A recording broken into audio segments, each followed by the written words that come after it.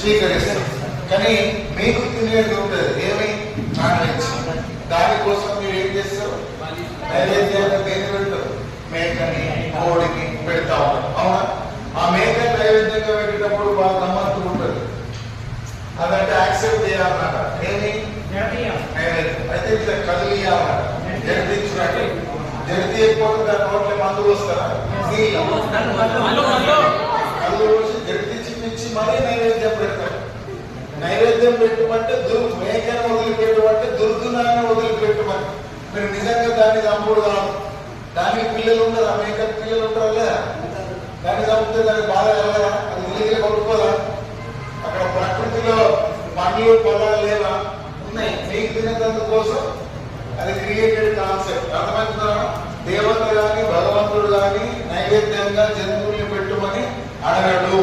అది మనమే చేస్తున్నాం నోటి రుచి కోసం. దేనికోసం? నేను అమ్మవారికి 14 మేకల్ని కట్ చేసిన అన్నాడు. మరి కట్ చేసి మేక ఏమన్నా అమ్మవారి దగ్గర వెళ్తాడు, బయటనే కట్ చేసుకుంటాడు, తీసుకుపోతాడు ఇంటికి. అర్థమవుతుందా? మరి కట్ చేసిందేమో నివేదన చేస్తారా? చేయరు కదా. అర్థమవుతున్నాను.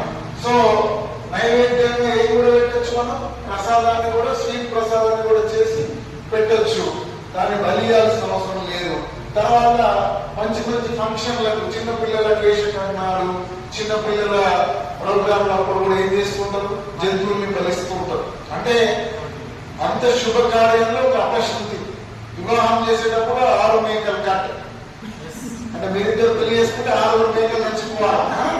3 నచ్చిపోవాలా? అది అపశృతి. అంటే అమ్మవారు రక్త ప్రియురాలా?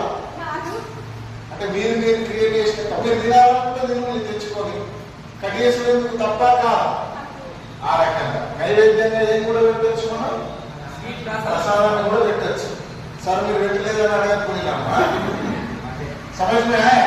సో ఆ రకంగా దేనితో కూడిన బలులు జరిగినాయి, జంతు బలులతో కూడినటువంటి పూజలు జరిగినాయి. అర్థమవుతుందా? రైట్. నెక్స్ట్